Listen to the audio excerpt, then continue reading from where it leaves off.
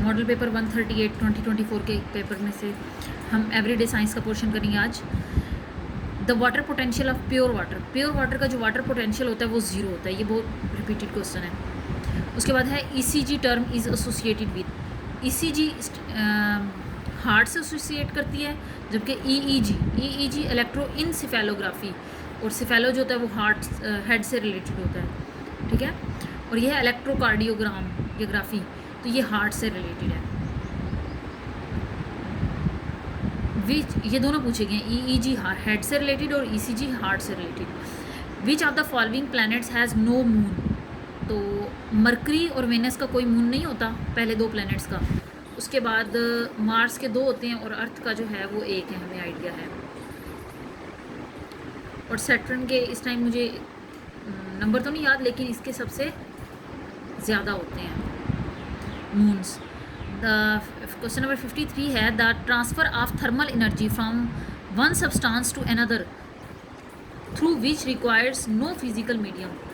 अगर thermal energy transfer हो एक सब्सटेंस से दूसरी सब्सटेंस की तरफ, लेकिन कोई फिजिकल मीडियम ना उसके लिए रिक्वायर हो, तो उसे क्या कहते हैं, रेडिएशंस, ठीक है। क्योंकि हम फर्स्ट वाला देखते हैं कंडक्शन। कंडक्शन में क्या होता है, ये कंडक्शन, कन्विक्शन और रेडिएशंस तीन एनर्जी ट्रांसफ़र के ही वेज हैं। अब मैं आपको एक डायग्राम दिखाती हूँ, उसमें आपको आइडिया भी हो जाएगा कि कंडक्शन क्या है। कंडक्शन मेटल्स के ज़रिए हो रही है, ठीक है। एक मीडियम से, एक मेटल से दूसरी तरफ जा रही है, ठीक है, कंडक्शन, जिसकी वजह से हैंडल भी जो है वो पेन का गर्म हो जाता है, जिस तरह। अच्छा, कन्विक्शन क्या होती है, कन्विक्शन जो होती है कि करंट्स होनी चाहिए फ्लूइड की, और फ्लूइड में क्या क्या चीज़ें शामिल होती हैं, लिक्विड शामिल हो गया और इसके अलावा गैस। अब एक बर्तन के अंदर जो पानी गर्म हो रहा है वो ऊपर की तरफ आ रहा है और वो मॉलिक्यूल्स ऊपर की तरफ आए जा रहे हैं, तो ये जो हीट एक दूसरे से इनमें ट्रांसफ़र हुई जा रही है लिक्विड के अंदर ही अंदर, ठीक है। अब ये क्या कहलाएगी, कन्विक्शन कहलाएगी। अब रेडिएशंस क्या है, शुआएँ जो बाहर की तरफ आ रही हैं। रेडिएशंस के लिए कोई मीडियम रिक्वायर नहीं है। कंडक्शन, अच्छे कंडक्टर होते हैं, बैड कंडक्टर होते हैं, ठीक है, मेटल्स गुड कंडक्टर होते हैं, जिस तरह, तो कंडक्शन का वर्ड वहीं से निकला है। अब आपको कन्विक्शन और रेडिएशंस में भी डिफरेंस समझ आ गया। जो जिसके लिए मीडियम नहीं रिक्वायर वो रेडिएशंस है, जिसके लिए फ्लूइड करंट्स यानी फ्लूइड वेव्स चाहिए होती हैं वो कन्विक्शन, और कंडक्शन का हमें ऑलरेडी पता है। नेक्स्ट है pollen grains are produced by anther. और हम लोगों ने पढ़ा भी था, जो पोलिनेशन होती है, पोलिनेशंस क्या, उसमें क्या होता है कि पोलन ग्रेन्स का एंथर से स्टिग्मा की तरफ मूव कर जाना। तो ये एंथर जो है वो मेल पार्ट है और स्टिग्मा फीमेल पार्ट है। ये एंड्रोइशियम में होता है और स्टिग्मा जो है वो गाइनोइशियम में होता है। गाइनी मीन्स फीमेल से रिलेटेड होता है ना। Which gas in chlorofluorocarbons damage the ozone layer most. Obviously chlorine जो है वो क्लोरोफ्लोरोकार्बन्स के अंदर क्लोरीन का जो होता है वो फ्री रेडिकल बनाता है। उसके बाद है study of ovulation of man as a animal is known as.